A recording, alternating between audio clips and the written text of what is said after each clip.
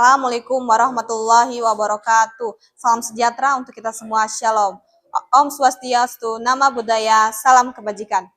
Perkenalkan kami dari Sekolah SMA Negeri 35 Maluku Tengah, kelas 11-1 dari kelompok 1.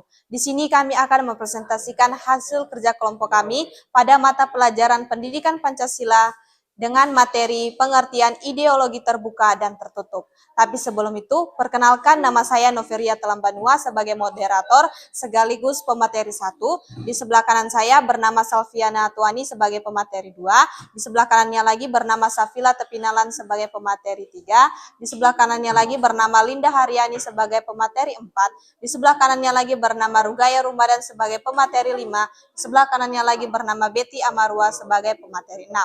Untuk itu, tanpa membuang-buang waktu lagi, saya persilakan kepada pemateri 1 untuk mempresentasikan hasil kerja kelompok kami. Kepada pemateri 1, saya persilakan. Oke, terima kasih kepada moderator. Di sini saya sebagai pemateri 1 akan mempresentasikan hasil kerja kelompok kami dengan materi pengertian ideologi. Ideologi adalah kumpulan gagasan, keyakinan, dan kepercayaan yang menyeluruh dan sistematis yang dipegangi oleh seseorang atau sekelompok orang. Ideologi dapat berfungsi sebagai pedoman normatif yang digunakan oleh kelompok sebagai dasar cita-cita, nilai dasar, dan keyakinan. Ideologi juga dapat menjadi alat untuk mencapai kesetaraan dan kesejahteraan bersama dalam masyarakat. Selanjutnya, saya persilakan kepada pemateri 2 untuk melanjutkan materi kami. Terima kasih atas pemateri 1. Di sini saya sebagai pemateri 2 ingin melanjutkan materi kami, yaitu tentang 1. Pengertian ideologi terbuka. Ideologi terbuka adalah ideologi dengan ajaran-ajaran atau nilai-nilai yang tidak kaku, terbuka, dan dapat menyesuaikan diri dengan perubahan zaman. Menurut Alfian, sebuah ideologi terbuka adalah ideologi yang dapat berinteraksi dengan perkembangan zaman dan adanya dinamika internal. Untuk itu, kepada pemateri 3, disilakan untuk melanjutkan materi kita. Ya baik, saya pemateri 3 akan melanjutkan materi kami. 2. Pengertian ideologi tertutup. Ideologi tertutup adalah ideologi yang memuat ajaran dengan nilainya bersifat mutlak, dogmatis, dan a priori. Ideologi tertutup adalah ajaran atau pandangan dunia atau filsafat yang menentukan tujuan-tujuan dan norma-norma politik dan sosial yang diyakini sebagai suatu kebenaran dan tidak boleh dipersoalkan lagi, tetapi harus diterima dengan sebagai sesuatu yang sudah jadi dan harus dipatuhi. Saya berikan kepada pemateri 4 untuk melanjutkan. Ini saya sebagai pemateri 4, saya akan membacakan materinya. B. Ciri-ciri ideologi terbuka dan tertutup. 1. Ciri-ciri ideologi terbuka. 1. Merupakan kekayaan rohani, moral, dan budaya seluruh masyarakat. 2. Tidak diciptakan oleh negara maupun penguasa, tetapi ditemukan dalam masyarakat sendiri. Ia bisa digali dan ditemukan dalam kehidupan masyarakat dan menjadi milik seluruh masyarakat. 3. Isinya tidak langsung operasional sehingga tiap generasi dapat menggali kembali filsafat tersebut dan mencari implikasinya dalam situasi yang sedang mereka jalani. 4. Tidak pernah membatasi kebebasan dan tanggung jawab masyarakat, tetapi memberi implikasi pada masyarakat untuk hidup bertanggung jawab sesuai dengan filsafat itu.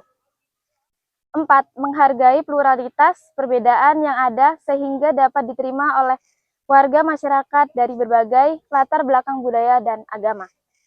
Kemudian saya persilakan kepada pemateri 5. Sini saya akan melanjutkan pemateri dari pemateri 4, yaitu 2 ciri-ciri ideologi tertutup. Yang pertama, tidak hanya menentukan kebenaran nilai-nilai dan prinsip-prinsip dasar, tetapi juga menentukan hal-hal yang bersifat konkret operasional. Yang kedua, ideologi menjadi cita-cita suatu kelompok saja, bukan cita-cita yang sudah hidup dalam masyarakat.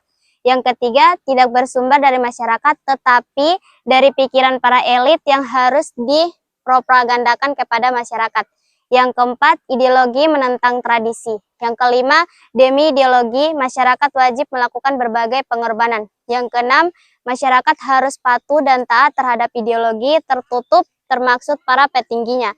Yang ketujuh, bersifat totaliter, artinya menyangkut seluruh bidang kehidupan. Yang terakhir, hak asasi, demokrasi, dan keberagaman tidak diakui. Oke, mungkin itu saja. Saya lanjutkan kepada pemateri terakhir.